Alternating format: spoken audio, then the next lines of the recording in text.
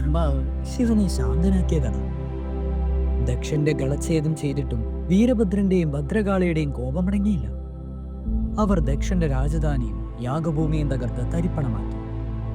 എന്നിട്ടും കോപമടങ്ങാത്ത അവർ സർവ്വലോകങ്ങളിലും പാഞ്ഞു നടന്ന് നാശനഷ്ടങ്ങൾ വരുത്തി.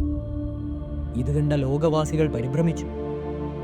ഋഷികളും ജനങ്ങളും പ്രാണൻ രക്ഷിക്കാനായി പ്രയാണം ആരംഭിച്ചു. മൃഗങ്ങളും പക്ഷികളും ജീവന് വേണ്ടി അലഞ്ഞു തുടങ്ങി. ഇങ്ങനെ ത്രിലോകങ്ങളും വിഷമാവസ്ഥയിലായി തീർന്നു. അപ്പോൾ ദേവകൾ ബ്രഹ്മാവിനെ സമീപിച്ച് തങ്ങളുടെ വിഷമാവസ്ഥ അറിയിച്ചു. ബ്രഹ്മദേവ, പരമേശ്വരന്റെ കോപാഗ്നിയിൽ നിന്നും പിറന്ന വീരഭദ്രന്റെയും ഭദ്രകാളിയുടെയും സംഹാരതാണ്ഡവം ഇതുവരെയും അവസാനിച്ചിട്ടില്ല. ദേവ, പ്രപഞ്ചവാസികൾ ആകെ പരിഭ്രമിച്ചിരിക്കുകയാണ്. അവിടുന്ന് ഒരു മാർഗം വന്ന് നിർദ്ദേശിച്ചാലും. ദേവകളെ, കോപാഗ്നിയിലെരിയുന്ന പരമശിവന്റെ കോപം ശമിച്ചാൽ മാത്രമേ ഈ അവസ്ഥയ്ക്ക് പരിഹാരമുണ്ടാവുകയുള്ളൂ. അതത്ര ലളിതമായൊരു സംഭവമല്ല. ഏതായാലും നിങ്ങൾ മടങ്ങുക. ഞാൻ ശിവനെ അനുനയിപ്പിക്കാൻ ശ്രമിക്കാം. ബ്രഹ്മദേവൻ ദേവകളെ സ്വാന്തനിപ്പിച്ചു. അനന്തരം ബ്രഹ്മദേവൻ ക്രുദ്ധനും ലോകസഞ്ചാരിയുമായി കഴിഞ്ഞിരുന്ന പരമേശ്വരനെ സമീപിച്ച് അപേക്ഷിച്ചു. ഹേ മഹാശംഭു, അവിടത്തേക്ക് മംഗളം ഭവിക്കട്ടെ. ദേവ, ഞാനും താങ്കളും മഹാവിഷ്ണുവും ഉൾപ്പെടെ ത്രിമൂർത്തികളുടെ ശക്തിയും ഓജസ്സുമുള്ള ബാഹുകളിലാണ് ഈ പ്രപഞ്ചത്തിന്റെ സൃഷ്ടിസ്ഥിതി സംഹാരങ്ങൾ നിലനിൽക്കുന്നത്. താങ്കളെന്നാൽ വയ്യത്തെ ദുഃഖത്തിന്റെ ആധിക്യത്താൽ സ്വയം മറന്ന് പ്രപഞ്ച ജീവികളെ ഭയത്തിന്റെ മുൾമുനയിൽ നിർത്തുന്നത് ശരിയാണോ? ബ്രഹ്മദേവൻ തുടർന്നു. ശിവശങ്കര, അങ്ങ് ആശ്രിത വത്സലനാണ്, പ്രജാക്ഷേമ തൽപരനാണ്. അതിനുമുപരി സർവജ്ഞാനിയും ദേവ മഹാമായയുടെ അവതാരവുമായ സതീദേവിയുടെ ജീവത്യാഗത്തിന് നിശ്ചയമായും മറ്റൊരു കാരണവും ഉണ്ടാകും. എനിക്കും താങ്കൾക്കും നിയന്ത്രിക്കാനാവാത്ത ആ വിധിക്ക് നേരെ നാം പ്രതികരിക്കുന്നരുത്. നിഴലിനെതിരെ പടവെട്ടുന്നത് പോലെയല്ലേ?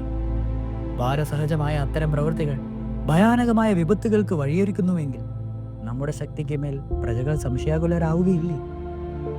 ബ്രഹ്മദേവന്റെ വാക്കുകൾ സശ്രദ്ധം കേൾക്കുകയായിരുന്ന പരമശിവന്റെ ഭാവം തെല്ലൊന്നു നീങ്ങി.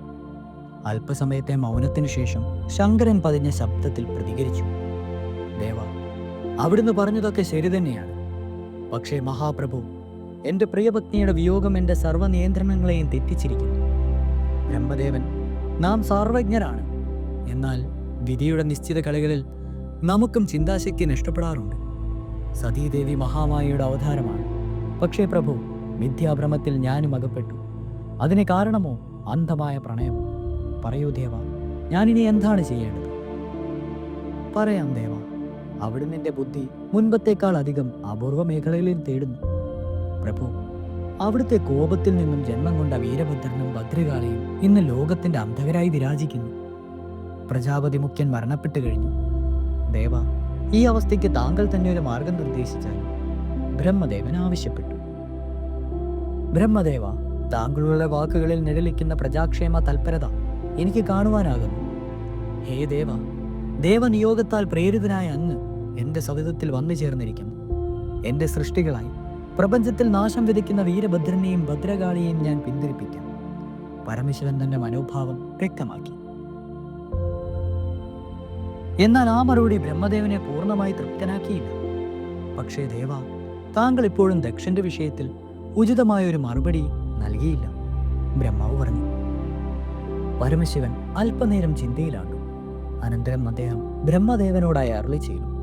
ദേവ, ദക്ഷ പ്രജാപതിക്ക് ഞാൻ ജീവൻ നൽകാം. താങ്കൾ ഉയരിട്ട ദക്ഷന്റെ കണ്ടത്തിൽ അവന്റെ ശിരസ് ചേർത്ത് വെക്കുക. അദ്ദേഹത്തിന് ജീവൻ ലഭിക്കും. ശിവന്റെ വാക്കുകൾ കേട്ട ബ്രഹ്മദേവൻ സന്തുഷ്ടനായി മടങ്ങി. അദ്ദേഹം ദേവകളെയും കൂട്ടി ദക്ഷന്റെ ശരീരം കിടന്ന ഭാഗത്തെത്തി. എന്നാൽ അവർക്ക് ദക്ഷശിരസ് കണ്ടെത്തുവാൻ കഴിഞ്ഞില്ല. ദേവകൾ ദക്ഷശിരസും തേടി നാനാദിക്കിലേക്കും പാഞ്ഞു. എന്നാൽ അവർ നിരാശരായി മടങ്ങി. കുനിഞ്ഞ ശിരസുമായി വരുന്ന ദേവകളെ കണ്ടപ്പോൾ തന്നെ കാര്യം മനസ്സിലാക്കിയ ബ്രഹ്മദേവൻ അല്പനേരം ചിന്താമഗ്നനായി. അതിനുശേഷം ഭഗവാൻ ഒരു ആടിന്റെ ശിരസെടുത്ത് മന്ത്രപുരീതമാക്കിയ ശേഷം ദക്ഷഖണ്ഡത്തിൽ ഉറപ്പിച്ചു. അതോടെ ഉയരിറ്റ് കിടന്നിരുന്ന ദക്ഷന്റെ ശരീരം ചലിക്കുകയും ഉറക്കത്തിൽ നിന്ന പോലെ തന്നെ അദ്ദേഹം എഴുന്നേൽക്കുകയും ചെയ്തു. ഈ സമയത്ത് പരമശിവൻ വീരഭദ്രനെയും ഭദ്രകാളിയെയും വിളിച്ചു കൽപ്പിച്ചു.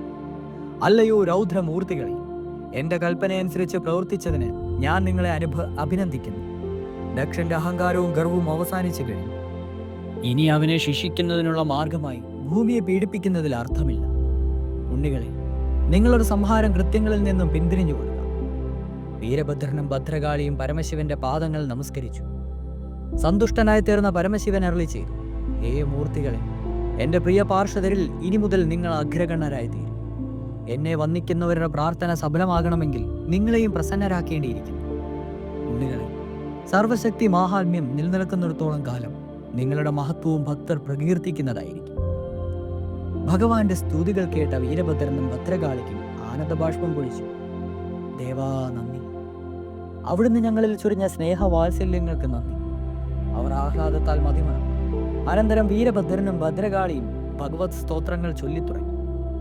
കരുണാവത്സലനായ ഭഗവാൻ പുഞ്ചിരി തൂകി. അല്പനിമിഷം വരെ അവരെ നോക്കി നിന്ന ശേഷം അപ്രത്യക്ഷനാകുകയും ചെയ്തു. ഇനി അടുത്തത് പരമശിവൻ മുഞ്ചകേശനേനയ കഥയാണ് തുടരും.